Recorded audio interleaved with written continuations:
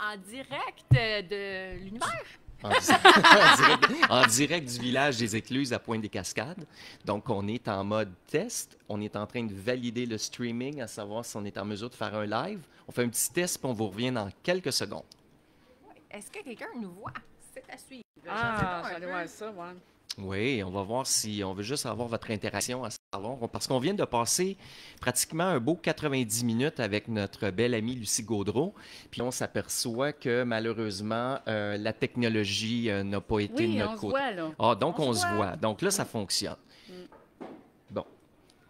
Ben, les amis, est-ce qu'on poursuit encore un peu puis on essaie de reprendre, faire en rétrospectif un peu de ce qu'on s'est raconté? Moi, je suis bon là-dedans. Je peux. En on peut- résumé, point 1, point 2, Bon, point OK. 3. Donc, on est le 20... OK, on reprend ça. On est le 27 juillet 2024. On est très, très heureux de se retrouver ici au village des Écluses. Puis bon, on va laisser faire notre petite poutine. On la fera à la fin, Michel. On parlera de nos coups de cœur un autre tantôt. On fera ça demain. On a l'honneur de recevoir Lucie Gaudreault, qui est Bonjour, hypnologue. bonjour. Décris un peu ton champ de compétences, ma belle amie, puis on va expliquer par la suite dans quel contexte on s'est connus. Oui, ben moi, je suis avant tout... moi, j'aime bien me nommer éveilleuse de conscience. Oh, Mais magnifique. je vais te parler de mes formations. Je suis praticienne en neurosciences et en théorie quantique et hypnothérapeute. Oui. C'est bien. Donc, toi, tu accompagnes des gens à trouver la plus belle version d'eux-mêmes, si on peut dire ça. Oui, à trouver en Leur chemin fait d'âme. leur raison d'être pour qu'ils puissent être dans leur zone de génie. Parce que, tu sais, c'est important de vivre selon tes talents naturels, parce qu'on en a tous en passant. Et puis, c'est quoi ta raison d'être? C'est quoi l'impact que tu veux laisser? C'est quoi le sens de ta vie? C'est quoi ton réel pourquoi, là, tu sais? Fait que moi, je les aide à se retrouver là-dedans, dans le fond. De retourner dans leur corps, puis en Oui. quelque sorte de trouver leur vérité. Leur vérité, oui, leur essence à eux, là. Parce que, tu sais, il y a plein de personnes qui vivent leur vie selon ce que Oui, se ils laissent se font. porter, là, Oui, tu un sais, peu dans comme le une fond. feuille au vent, là. Ouais, Donc, c'est on se ça. laisse. Mais à partir Oui. du moment où on se donne une ligne, Ben oui. un plan d'action, une ligne directrice Oui. pour trouver l'essence, trouver ce qui nous fait vibrer. Ben, tu sais, d'où vient l'anxiété, les burn-out, les dépressions. Là, je parle pas de dépression causées par des manques au cerveau, là, mais je parle des dépressions suite parce qu'ils sont pas heureux, parce qu'ils sont pas bien dans leur vie, parce qu'ils sont L'épuisement pas... professionnel. Tu sais, tout ça, là, c'est causé juste parce qu'ils n'ont pas, ils ont pas trouvé leur sens de leur vie. C'est quoi qui te fait vibrer le matin quand tu te lèves et tu as le goût d'être wouhou, tu sais? Moi, tous les jours, je me lève comme ça, tu sais, parce que je suis sur mon X qu'on appelle, le fameux Oui. X. Oui. Et puis, j'en vis en plus, donc c'est merveilleux. Moi, j'aide les gens à retrouver ça en eux. Ouais. Donc, toi, l'outil que tu utilises principalement, c'est l'hypnose. Oui, ben oui, en partie. Donc, si on démystifie un peu l'hypnose pour les Oui. non-initiés, Oui. parce que, bon, évidemment, pour certains, l'hypnose, on peut le voir dans le monde du spectacle ou ce qu'on Oui. a vu à la télé, mais c'est pas Oui. totalement que ça, l'hypnose. Ben non. L'hypnose, c'est en quelque sorte une méditation dirigée ou contrôlée. On tombe dans un état de semi-conscience. Explique-moi un peu. Bien, en fait, l'hypnose et la méditation, c'est deux choses complètement différentes. Mais la méditation peut t'emmener facilement dans l'état d'hypnose. Et l'hypnose, c'est quoi, en fait? C'est un moyen pour aller dans un état modifié de conscience. Ça veut dire que ton conscient, ton mental, là, ton ego, il est comme reposé, là. Il est en relaxation et tu es dans une autre partie de toi qu'on appelle le subconscient. Donc, tu peux y envoyer des suggestions, des ordres, on va dire ça comme ça, par ta pensée, par, tu sais, de demander ce que tu veux changer dans ta vie ou ce que tu veux créer de nouveau dans ta vie, tu sais. Et puis, ben, avec le spectacle, la différence, c'est juste que les hypnotiseurs, parce qu'eux, on les appelle les hypnotiseurs et non pas les hypnothérapeutes, les hypnotiseurs, eux autres, vont choisir les gens qui ont la capacité d'aller en transe très rapidement. Alors, c'est pas que on Qui ont une peut forte pas... réceptivité. Ben, on a tous une forte réceptivité. C'est juste que ça se peut que toi, ça soit plus lent que d'autres, tu sais. Il y en a, là, 3 secondes, sont en transe. Moi, ça me prend un peu plus de temps que ça. Ça me prend Faut un que t'aies bon les 5 meilleures minutes. conditions. Ouais, c'est ça. Mais on y va tout. On y va tout. On le fait de façon naturelle, là, 5 à 7 fois par jour, là. Tu sais, comme, par exemple, quand tu es dans la Lune. T'es Ah, en oui, c'est transe. une... Oui, Oui, OK. oui, c'est exactement le même état. Donc, les hypnotiseurs, on va-tu dire? Les Hypnotiseurs. hypnotiseurs, ils vont faire le test du doigt collé. Oui. Alors, si tes doigts collent, ça ne veut pas dire que tu es plus réceptif. Ça veut juste dire que tu rentres dans cet état-là très rapidement. Je comprends. Fait que c'est pour ça qu'il choisit ces gens-là. C'est bénéfique pour... dans quel ordre l'hypnose? Pour guérir des blessures, j'imagine? Quels sont les bénéfices les plus grands pour le traitement avec l'hypnose? Ben, c'est ça. lâcher prise, c'est... Ben, c'est une thérapie en soi, tu sais. OK. C'est de la relation d'aide avec l'hypnose. Oui. Et puis, écoute, je te dirais, ça touche tous les domaines de ta vie, tu sais. Je fais toujours la joke aux clients. Je peux pas te faire pousser un bras coupé, là, mais c'est à peu près la seule affaire qu'on peut pas, tu sais, parce que, oui, tu peux t'auto-guérir, pas moi, mais la personne peut s'auto-guérir avec ça. Parce que c'est une ressource qu'on possède toutes, c'est notre cerveau. C'est notre cerveau qui a cette capacité-là à aller dans cet état-là, tu sais. Donc, pardon, tu peux créer ta vie à la hauteur de tes aspirations en utilisant l'hypnose aussi. Tu peux aussi t'aider. Et comme l'hypnose est un état de relaxation, c'est sûr que tout ce qui est le stress, anxiété, peur, blessure, phobie, toutes ces choses-là. Toutes tes pensées limitantes Écoute, également, ça te permet de... C'est facile avec l'hypnose, là, tu sais. Les allergies, les phobies, tous ceux qui vivent des phobies, là, en 3 séances, c'est terminé. Là. La même chose pour les allergies. Tu sais, j'ai eu des cas, moi, de maladies rares. On ne guérit pas les maladies dégénératrices, là. Mais la personne est capable de bien vivre dans cet état-là. Elle peut même réguler sa douleur. On peut geler la douleur, effectivement, en état d'hypnose. Puis, tu sais, en France, en Europe, ils sont très, très avancés. Ils font des opérations à cœur ouvert avec ça. Sans aucune anesthésie, là. OK. Fait que, tu sais, l'hypnose peut faire beaucoup de choses. Ouais. Et tu me disais, lorsqu'on parlait un peu plus tôt, donc, il y a une approche qui est différente vers une personne qui est plus visuelle versus une personne qui est plus auditive. Oui. On utilise le VACOC, qu'on appelle. OK. Le VACOC, c'est un outil en PNL qu'on utilise beaucoup, que les thérapeutes, la plupart qui connaissent ça, vont l'utiliser. En fait, c'est que j'analyse pendant les 10-15 premières minutes de la première rencontre, exemple que je fais avec toi, et je suis capable de voir si ta porte d'entrée est plus visuelle, auditif, kinesthésique, tu sais, dans le ressenti. Et exemple, comme toi, je pense que c'est visuel, ben j'utiliserais beaucoup l'image pour t'aider à te guider, si tu veux, aller dans cet état-là de modifier de conscience. Parce que dans le fond, on veut t'emmener dans ton imaginaire. Okay. Mais on n'a pas tous la même manière d'y aller, tu sais.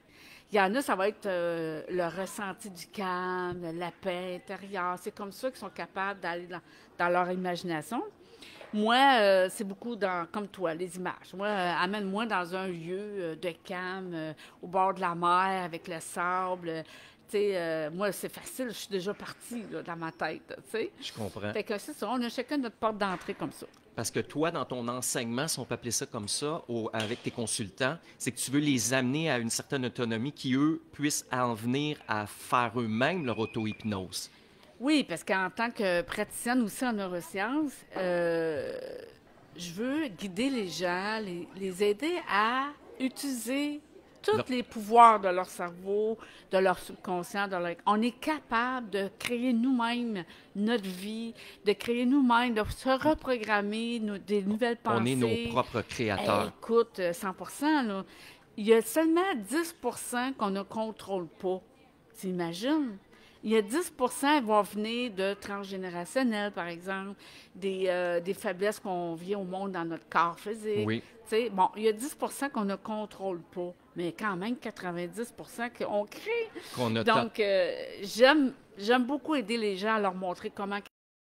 Mais dans l'auto-hypnose, sans aller trop dans le détail, on aura la chance éventuellement, tu pourras venir nous en reparler plus précisément, mais... Parce que là, toi, t'accompagnes et tu vas diriger avec, par ta parole, j'imagine. Oui.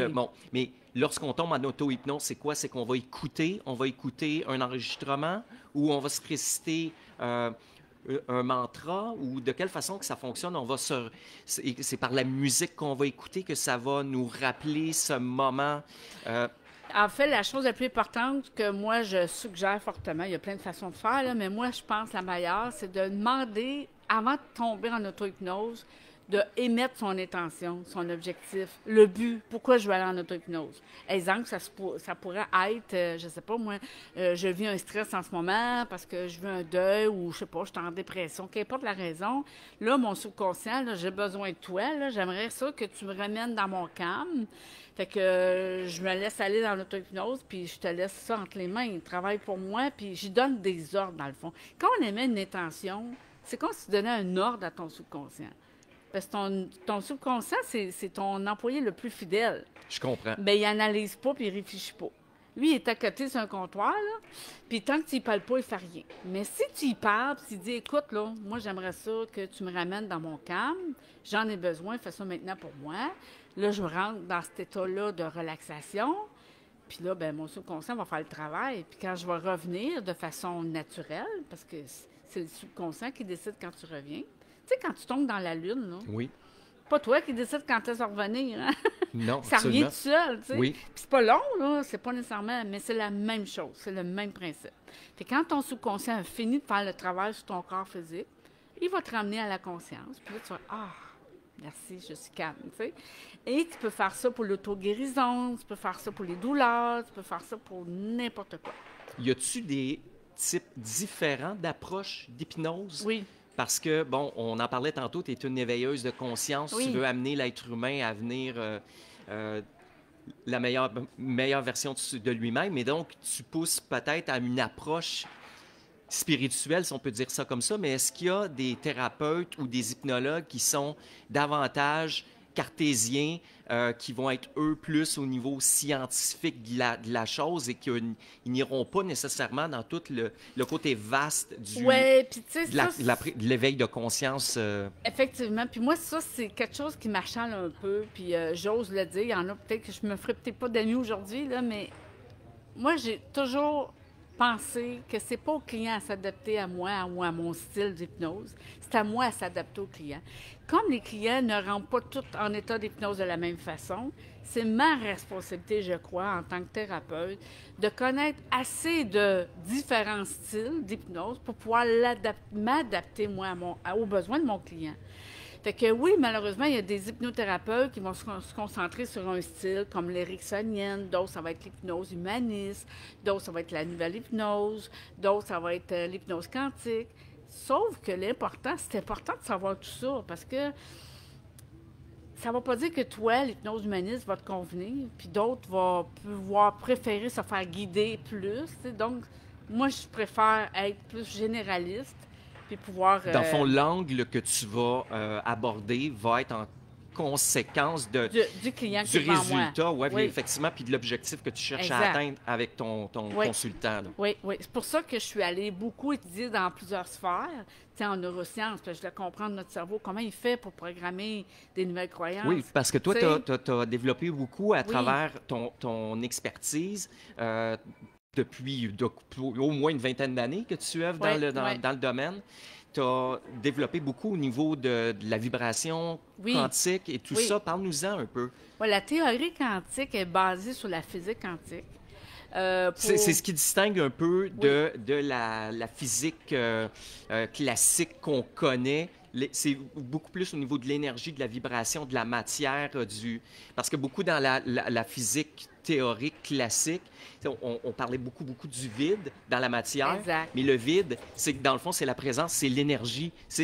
Puis on est des créateurs, on peut, à ce moment-là, ça prend un observateur, puis c'est selon notre perception, puis ce qu'on va émaner comme énergie qui va faire du résultat qu'on va obtenir. On est des créateurs. Si on cultive du positif, on va attirer vers nous du positif. Oui.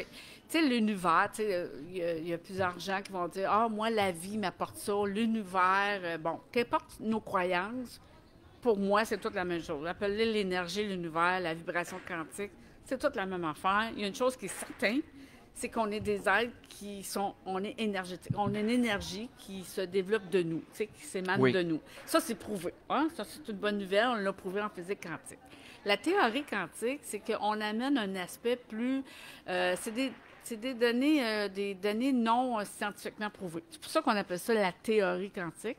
parce qu'on n'est pas capable de le prouver encore. Ben là, on est quand même, il y a Mais beaucoup de... ça, Là, on est en train de découvrir des nouvelles mais particules, on est en train de développer par on rapport sait aux que le protons. vide n'existe pas. Exactement. Parce que dans le vide, il y a quand même quelque chose. Il y a des molécules. Ça. Ouais. Le meilleur exemple que je peux te donner, là, et ça, j'ai adoré ça. Tu sais, à un moment donné, on avait une mode qu'on disait « regarde pas le verre à moitié vide, regarde-le à moitié plein. » Mais moi, je te dirais aujourd'hui, ce qu'on croit maintenant, c'est que le verre n'est ni à moitié vide, ni à moitié plein. Il est totalement plein. Parce qu'il est plein de vide, puis il est plein de quelque chose. De son contenu, oui. De son contenu. Fait que vois-tu la dimension, le changement dans notre croyance, dans notre façon de voir? Dans Mais nos c'est perceptions. ça, la théorie quantique. C'est qu'on est capable d'augmenter notre fréquence vibratoire pour être à la hauteur de ce qu'on aimerait créer dans notre vie. Parce que tu as beau d'avoir des rêves, mais qu'est-ce qui fait que tes rêves ne se réalisent pas? C'est que ta C'est les fréquence... pensées limitatives aussi. Oui, mais ta fréquence vibratoire ne vibre pas à la hauteur de tes rêves. Fait qu'il y a un écart, il y a un clash entre les deux, là. Ben moi, je fais souvent l'exemple, entre autres, lorsqu'on essaie de communiquer Oui. deux personnes ensemble, mais ça peut être vrai aussi dans ce qu'on attire. OK? Si tu veux syntoniser ici musique à 100.7 FM, mais que tu essaies de le trouver au 98.5, ben tu n'auras pas le contenu. Quand tu essaies d'échanger puis que tu n'es pas sur le même diapason, t'es pas... Ce qui fait qu'il y a des relations harmonieuses ou des conversations harmonieuses, c'est que tu essaies d'être sur les mêmes fréquences et ce que tu vas attirer en conséquence, ben ça va être en fonction de ce que tu aspires recevoir. Il faut que tu te places dans un niveau de vibration, un état de vibration qui est similaire à ce que tu cherches à tirer vers toi. Si tu t'attends à avoir du grandiose, mais que tu es dans un état de pessimisme, ben tu n'auras pas de grandiose qui va s'arrêter. Mais j'adore ta métaphore parce que je m'en sers souvent. Je dis tout le temps aux gens, c'est comme si tu prendrais un poste de radio et tu essaierais de trouver le poste. Tu sais, dans le temps, on tournait ça manuellement, puis ça faisait... Mais il y a plein de monde qui vit leur vie comme ça. Oui. Ils sont dans les grichages. Tu sais, ils n'ont pas trouvé le poste, là. Mais moi, je les aide à trouver leur poste, tu comprends-tu? Wow. Pour que ça arrête de gricher, puis qu'ils soient vraiment alignés, que ce soit clair, que ce soit à la hauteur de qui ils sont, tu sais.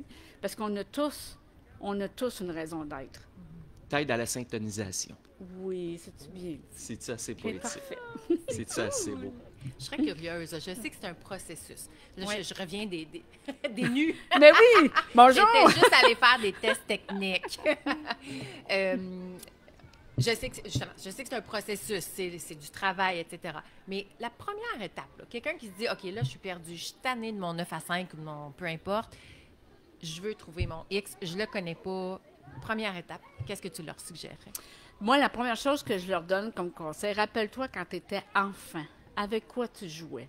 Qu'est-ce qui t'attirait? Qu'est-ce que tu aimais? Mais c'est souvent ça. Moi, je me souviens, moi, je suis née au monde, je n'en ai pas parlé tantôt, je pense que tu ne le sais pas, mais je suis née au monde sourd, moi, jusqu'à l'âge de 19 ans. Là, je t'apprends quelque chose, hein? Wow! Et puis, je m'étais créé un monde de licorne parce que dans mon univers, à moi, j'entends pas. Fait que, puis je peux me revirer la tête quand il y a quelque chose que je veux pas voir, tu sais, dans le fond. Oui. Fait que je m'étais créé un monde extraordinaire, malheureusement, parce que plus tard, ça a été un choc pour moi, là. Mais tout ça pour te dire qu'enfant, moi, là, j'écoute, j'avais mes Barbies devant moi, là, puis j'étais en avant, puis je leur parlais. T'avais ton propre monde à Moi, là, toi. j'avais ma conférence là, devant moi, là, tu comprends, tu sais? Et puis, ça a Tu pris étais destiné à ce que tu fais aujourd'hui. puis un jour, je cherchais mon X. Moi, j'étais comptable. T'imagines-tu complètement le contraire de ce que je fais aujourd'hui?